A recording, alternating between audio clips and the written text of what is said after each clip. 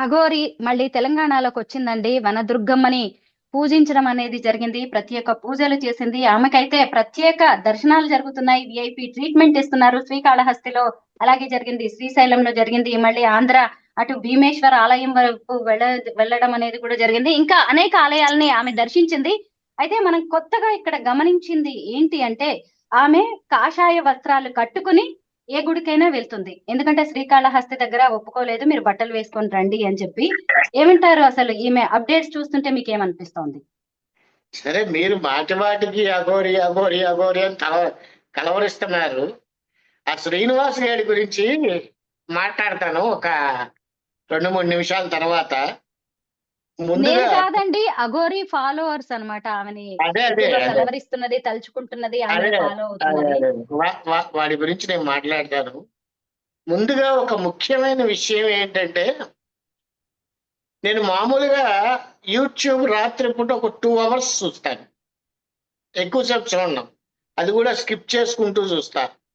మొట్టమొదటిసారిగా me I dream నుంచి telecast అయినటువంటి 1 గంట 12 నిమిషాల 14 సెకండ్స్ వీడియో పూర్తిగా చూశా.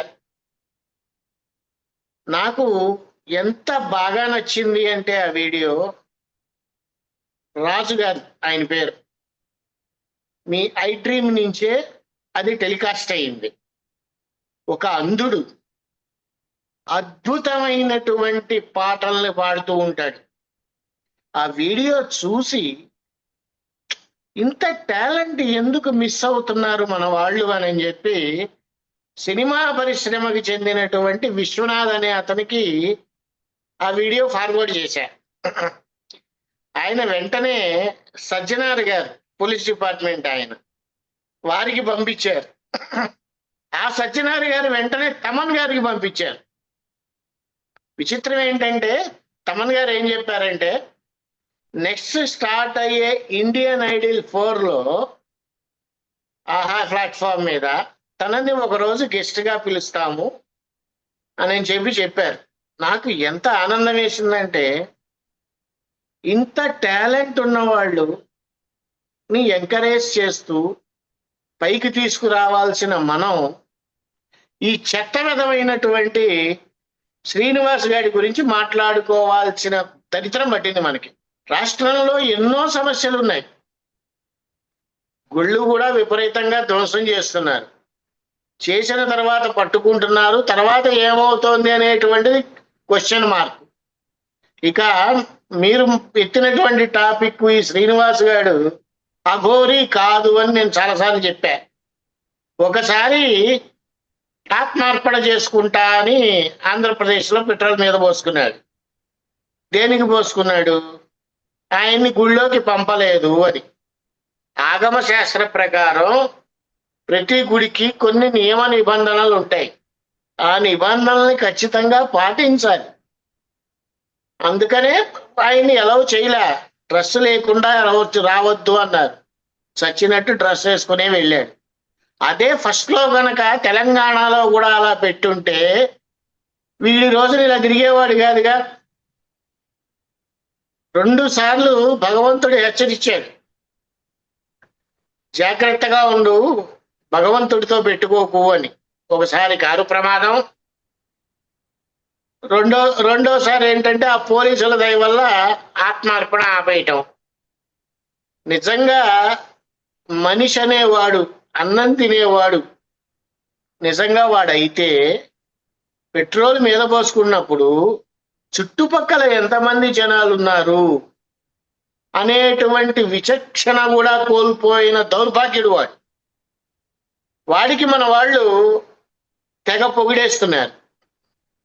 ఇక్కడ ఇంకో విచిత్రం ఏంటంటే, మా గురువు గారి పర్మిషన్ కోసం వెయిట్ చేస్తున్నా అని శంషాబాద్లో చెప్పాడు. తలుపులన్నీ డోర్లన్నీ లాక్ చేసుకొని మంట చూపిస్తూ. అంటే ఏ గురువు అయినా సరే నువ్వు ఆత్మార్పణ చేసుకో అని చెప్తాడా? 3వ పాయింట్, ప్రతి దానికి కూడా మీకు మళ్ళీ నేను మసాలాలు తిన్నాను, ఫ్రూట్స్ తింటాను, స్వీట్స్ తింటాను అని చెప్పి వెకిలి వేషాలు వేస్తూ నేల మీద అన్నం ఎలా తినగలిగాడు? శవాలనండి, కాలుతున్న శవాలని తింటానని ఆయనే కదా చెప్పింది. అదే అంటున్నా నేను, నేల మీద అన్నాన్ని ఎలా తినగలిగాడు? సిగ్గుందా వాడికి? అన్ని మాటలు వాడే చెప్తున్నాడు కదా, మనమేం ప్రత్యేకంగా కల్పించట్లేదు. వాడు చెప్పిన వాటిల్లోనే తీసుకొని చెప్తున్నాం. కొన్ని వీడియోస్ లో నేను బంగ్లాదేశ్ వెళ్ళాను, శ్రీలంక వెళ్ళాను. దేనికి వెళ్ళావు? ఉగ్రవాద సంస్థలతో నీకేమైనా పరిచయాలు ఉన్నాయా? డౌట్ అనేది ఎవరైనా ఎక్స్ప్రెస్ చేయొచ్చు. నాకు వచ్చిన డౌట్ అదే. మరి నువ్వు బంగ్లాదేశ్ దేనికి వెళ్ళావు? వెళ్ళి ఏం ఉత్తరించావు? ఆంధ్ర తెలంగాణ తిరిగావు, ఏం చేసావు? ఏం ఉత్తరించావు? నువ్వు చేస్తున్న పని నీకు కరెక్ట్ అనిపిస్తుందా? అసలు ఆయనకు గురువు విశ్వనాథ శాస్త్రి గారు అనేటువంటి ఆయన కేదార్నాథ్లో లేడు అని నేను 10 సార్లు పదే చెప్పా. నిన్న నాకు ఒక ఏరోనాటికల్ ఇంజనీర్ పాండే గారిని ఫోన్ చేశారు. ఆయన కూడా అడిగారు, సార్ ఈయన ఏంటి అఘోర లక్షణాలు ఏమన్నా ఉన్నాయా అని. అఘోర లక్షణాలు కాదు కదా, ఏ లక్షణాలు వాడికి లేవు. వాడు చేస్తున్నదంతా పబ్లిసిటీ కోసమైనా అయి ఉండాలి, లేదంటే ఏదైనా సరే దీని వెనకాల శక్తులు ఏమున్నాయనేటువంటిది డిపార్ట్మెంట్ వారు కనిపెట్టాలి. వీడికి అసలు విఐపి హోదా దేనికి ఇవ్వాలి? ఉదాహరణ నేనున్నాను, లేకపోతే ఎవరో అండి బట్టలెప్ప తీసుకొని రుద్రాక్షలు వేసుకొని రోడ్డెమ్మడి తిరిగి అఘోరా అని తిరిగాను అనుకోండి, నేను ఏం చేస్తారు? 4 పీకి లోపలేస్తారు, ఖచ్చితంగా వేస్తారు. వాడిని ఎందుకు చేయటం లేదు? ఆడ మనిషి అనే, ఆడ మనిషి అయితే పురేలు పెట్టుకొని తిరగచ్చా? అసలు పెట్రోల్ క్యారీ చేయొచ్చా? అసలు ఆడ మనిషి అయితే అలాగా బట్టలు లేకుండా సభ్య సమాజంలో అలా తిరగచ్చా? తిరగకూడదు కదా, అది కూడా తీసేయండి.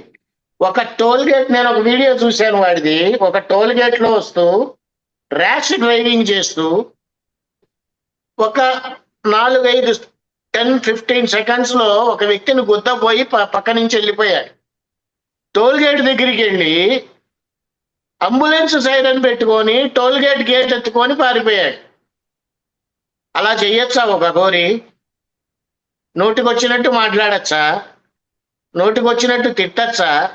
వీడిని ఎందుకు అరెస్ట్ చేయట్లేదు? రేవంత్ రెడ్డిని కూడా క్వశ్చన్ చేస్తున్నాడు, ప్రధానమంత్రి మోడీ గారిని క్వశ్చన్ చేస్తున్నాడు. బానే ఉంది, నువ్వు అసలు ఏం చేస్తున్నావు? నిన్న కూడా ఒక టెంపుల్ ధ్వంసం అయితే ఈ ట్రాన్స్జెండర్ మాధురి గారు వీళ్ళంతా వెళ్ళి అక్కడ చాలా ఇది చేశారు, పోరాడారు. రోజు పోరాడుతున్నామని చెప్పారు ఆవిడ నాతో. అసలు ముత్యాలమ్మ గుడి ధ్వంసం అయిన తర్వాత, వాడిని పట్టుకున్న తర్వాత మన వాళ్ళు అక్కడ ధర్నా చేస్తూ ఉంటే పోలీసులు వచ్చి మన వాళ్ళనే కొట్టారు. చట్టంలో కూడా మార్పులు రావాలమ్మా. ధర్నా చేస్తోంది హిందువులు, వచ్చి కొట్టింది పోలీసులు, కొట్టించుకున్న వాళ్ళు హిందువులు. మనం ఎటువైపు వెళ్తున్నాము? ఇలాంటి చెత్తవాడి గురించి 24 గంటలు లైవ్లు పెట్టి చూపిస్తూ వీడు ఏదో పెద్ద ప్రధానమంత్రికి అనుంగ శిష్యుల్లాగా వీడికి ఒక ట్రీట్మెంటు. ఏ అధికారంతో వీడికి విఐపి దర్శనాలు అందజేస్తున్నారు? గవర్నమెంట్ నుంచి నాకు కావాల్సిన సమాధానం అదే. ఇంటెలిజెన్స్ రిపోర్ట్ వాళ్ళు కూడా తెలంగాణలో ఉగ్రవాదులు దొరబడ్డారు అని చెప్పాడు. ఆ ఉగ్రవాదుల్లో వీడు ఒక ఉగ్రవాదేమో. వీడు వచ్చిన దగ్గర నుంచే ధ్వంసాలు ఎక్కువైనాయి గుళ్ళకి. వీడు పోనీ ఏదన్నా మంచి చెప్తున్నాడా అంటే ఒక్క మంచి లేదు. ధర్మం కోసం పోరాడుతున్నాడా అంటే ఎంతసేపు ఆత్మార్పణ చేసుకుంటా అంటాడు. చచ్చేవాడు ఎప్పుడూ చెప్పి చావడు. వీడిగా ధైర్యము లేదు. వీడి వెనకాల ఎవరున్నారు? ఆ తర్వాత ఇంకొక వీడియో చాలా ఎంత నవ్వొచ్చిందంటే నాకు, ఇంకో వీడియో చూసా. శవం వస్తుంది, ఎవరితో పాపం చనిపోయారు వాళ్ళు. సడన్ గా వెళ్ళిపోయి శవం చెవులో ఏదో మాట్లాడుతూ సరే అది ఏం మాట్లాడాడు ఏంటది వాళ్ళకి అనవసరం అనుకోండి. పిచ్చెక్కితే పరాకాష్ఠ ఇలాగే ఉంటుంది. దాని చుట్టూ ప్రదక్షిణాలు చేస్తూ ఏ అఘోర అయినా సరే శవం కనబడితే ప్రదక్షిణాలు చేస్తూ అలా చేస్తారా? ఎవరితో మాట్లాడాడు? ఆత్మతో మాట్లాడాడు అనుకోవాలా? వాడి ఇంటెన్షన్ అదే అయి ఉండాలి కదా. ఆత్మతో మాట్లాడాను అని అనుకోవాలా? సరే మాట్లాడావు, నువ్వు ఎక్కడో ఉన్నవాడివి అక్కడ దాకా రావడం ఎందుకు? ఆత్మ పైకి వెళ్ళిన తర్వాత 11 రోజులు ఆ సరౌండింగ్స్ లోనే ఉంటుంది అని అంట. నువ్వు అంత దూరంలో ఉన్నవాడు, నీకు అక్కడే కనపడదు ఆత్మ. పాపం ఆ శవం తాలూకా మనుషులు పిచ్చి చూపులు తొట్ట మొదలు పెట్టారు వాడిని. దేనికి సంకేతం వీడు చేస్తున్న పనులు? ఎందుకు వీడిని వెనకాలేసుకొస్తున్నారు? ఎందుకు ఇంకా అరెస్ట్ చేయట్లేదు? ఎవరు కూడా కేసు పెట్టలేదా వీడి మీద? లేదు, ప్రభుత్వం వారు సుమోటాగా కేసు ఎందుకు నమోదు చేయలేదు? నేను ఒక లాయర్ని కనుక్కున్నాను నిన్న, ఎందుకు ఇలా చేస్తున్నారు అని అంటే ఆయన చెప్పిన సమాధానం ఏంటంటే, అక్కడ లేడీ అనే ముద్ర పడింది, దానివల్ల కొంచెం ఆలోచిస్తున్నారు. సనాతన ధర్మం, లోక కళ్యాణం, మళ్ళీ ఈ వీటి వల్ల ఏమొస్తుందో ముప్పు అనేది కూడా ఒక అదే అన్నారు ఆయన కూడా, లాయర్ గారు కూడా. ఏది పట్టుకుంటే ఏదవుతుందో అని చాలా సెన్సిటివ్ గా చూస్తున్నారు గురువు గారు. అసలు ఫస్ట్ కపాలాలు క్యారీ చేయటమే ఇల్లీగలు. పెట్రోల్ అన్ని లీటర్లు క్యారీ చేయటము ఇల్లీగలు. ఇమీడియట్ గా అరెస్ట్ చేయొచ్చు. అదే మీలాంటి వాళ్ళు అలా తిరిగారనుకోండి, మిమ్మల్ని అరెస్ట్ చేస్తారు. అక్కడ తేడా ఎక్కడ వస్తుందంటే లింగభేదం. కంగారు పడకండి, త్వరలో అన్ని జరుగుతాయి. ఇంటెలిజెన్స్ వాళ్ళు వీడి మీద ఒక నిఘా వేసి ఉంచారు. దేనికి దిగులు పడాల్సిన అవసరం లేదు, కాలం ఖచ్చితంగా సమాధానం చెప్తుంది అని చెప్పాడు. ఇంకా గొప్ప విచిత్రం ఏంటంటే, అసలు అఘోర అంటే సాక్షాత్తు శివుడు, ఈక్వల్ టు శివుడు. అలా అని చెప్పి శివుడు గంజాయి తాగుతాడు, నేను తాగుతా అని అనుకుంటే తప్పు కదా. మరి శివుడు విషాన్ని కూడా తాగాడు, వీడు తాగుతాడా? ఇక్కడ పాయింట్ ఏంటంటే, ఎంతసేపు నా శరీరం ఆ శివుడి దగ్గరే ఉంది, శివస్మరణలోనే లీనమవుతోంది, ఆ శివస్మరణే నాకు ఊపిరి అనే భావనతో అఘోరాలు ఉంటారు తప్పితే, వీడిలాగా పిచ్చి పిచ్చి వేషాలు వేస్తూ పిచ్చి పిచ్చి నాటకాలు చేస్తూ ఇంత దరిద్రంగా అఘోరాకున్నటువంటి ఒక విధమైనటువంటి గౌరవాన్ని సర్వనాశనం చేస్తున్నాడు వీడు. చివరికి ఎలా తయారవుతోందంటే, అన్య మతస్థులు కూడా మన వాళ్ళని వేలెత్తి చూపించే విధంగా ప్రవర్తిస్తున్నాడు వీడు. ఇప్పటికైనా సరే దయచేసి పోలీసు వారు తగిన చర్యలు తీసుకుంటే బాగుంటుంది అనేటువంటిది నా ఒపీనియన్.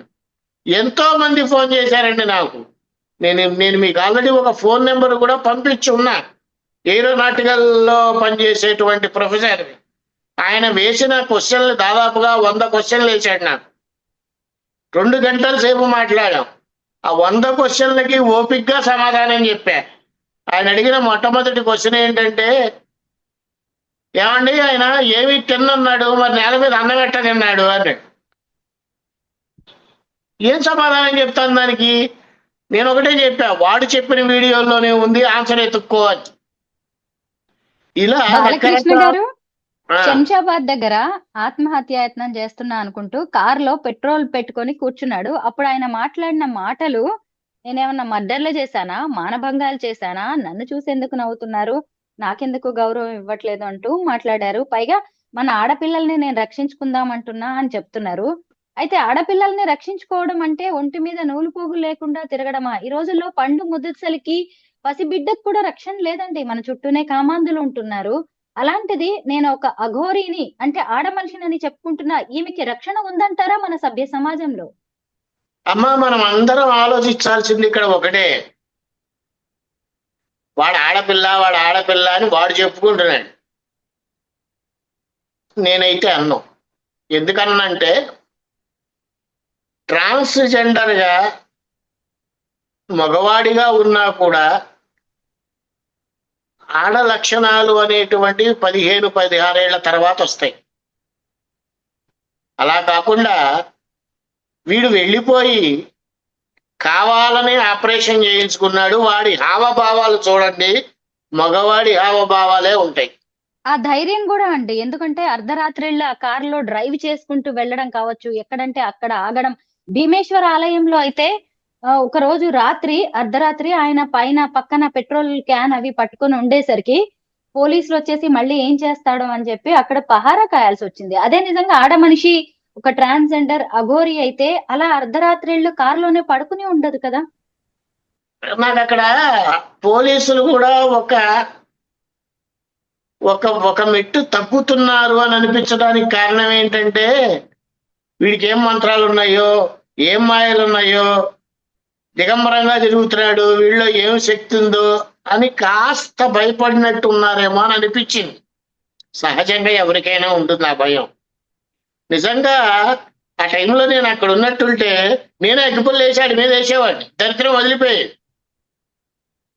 ఎప్పుడూ కూడా సొసైటీకి మనం ఏం చేస్తున్నాం, మన వల్ల కనీసం ఒక్కళ్ళకైనా ఉపయోగం జరుగుతోందా అనేటువంటిది ఆలోచించుకోకుండా నేను ఆత్మార్పణ చేసుకుంటా ఎన్నిసార్లు చేసుకు వస్తావు ఆత్మార్పణ? నువ్వు ఆత్మార్పణ చేసుకోవడానికి గురువు పర్మిషన్ కావాలా? గురువు ఆత్మార్పణ చేసుకో అని చెప్తాడా? అసలు వాడి గురువు ఎవరు? ఆయన్ని రమ్మనండి ముందర లైన్లోకి. ప్రతి దానికి గురువు గురువు గురువు గురువు అంటారు. గురువు పరువు కూడా తీసుకొస్తున్నాడు వాడు. నేను ఇందాక అన్నది అదేనమ్మా. మనకి ధర్మం, సనాతన ధర్మం కాపాడుకోవాలి అంటే మనం తలా ఒకళ్ళం ఒక్కొక్క మంచి పని చేసినా ధర్మం కాపాడబడుతుంది. నేను నిజంగా చెప్తున్నాను. నేను మీకు ఇందాక చెప్పా కదా, రాజుగారు అనేటువంటి వీడియో చూశాను, అంధుడు ఆయన అని. అతన్ని ఇంటర్వ్యూ చేస్తున్న పాప మీ ఐ డ్రీమ్స్ లోనే ఉంది. ఆవిడ నిజంగా ఎంత మనస్ఫూర్తిగా మనసు పెట్టి మీరు ఎలా అయితే మాట్లాడతారో అలాగే మాట్లాడింది ఆవిడ. తన్మయత్వంగా ఇంటర్వ్యూ చేశారు. నాకు అది బాగా నచ్చే పంపించాను. నేను చేసింది నాకు మంచి పని అని అనిపించింది. ఖచ్చితంగా నేను ధర్మాన్ని కాపాడాను అని అనిపించింది. ఇలాంటి వాళ్ళని గురించి ఆలోచించకుండా పనికిరాని వెధవముండా కొడుకైనటువంటి ఆ శ్రీనివాస్ గురించి ఆలోచించడం ఏంటమ్మా? ముందర తల్లిదండ్రులు సరిగ్గా చూస్తావు మనం, తర్వాత వీడి ధర్మము, వీడు సనాతనము, ఏదో ఒకటి సావమని చెప్పండి.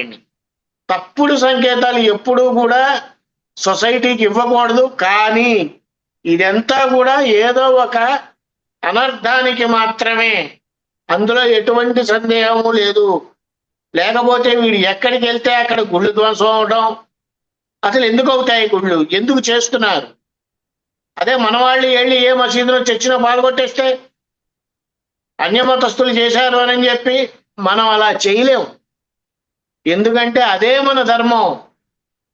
మన ధర్మంలో మనం ఉంటూ అందరినీ గౌరవిస్తున్నాం. అదే సనాతనం, అదే నిత్యనూతనం. ఊపిరి ఉన్నంత వరకు ఆ ధర్మం ఎక్కడికి పోదు. ఇలాంటి దరిద్రపు ముండా అడుగులు వచ్చే నాశనం అవుతుంది.